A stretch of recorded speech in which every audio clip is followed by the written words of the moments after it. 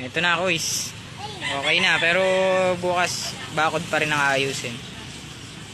Ito yung fly pen. Ayan yung dalawa. Tapos ito na itsura ng manukan. Oh. Ayun yung aso sa gitna.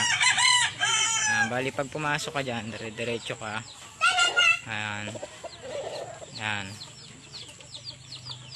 Ayan. Dito sa gilid na to, yung tangkal na dalawahan, yung apatan mo, tsaka yung tatluhang luma. Yung aso. Tapos, ito, binaswas ko yung sa akin. O, ayan na yung tangkal mo ngayon. Ayan. Ayan. Tapos, ito yung pwesto. Bukas, ayusin ko pa yung mga patukaan. May TV pa akong hindi nagagamit, pero bukas i-arrange ko yun dito. Yan yung puting hingin. Ayan, yun ang pinakang ayos niya. Ayan, siit na lang ang kulang, wala pang siit eh, bukas pa daw. Ayan.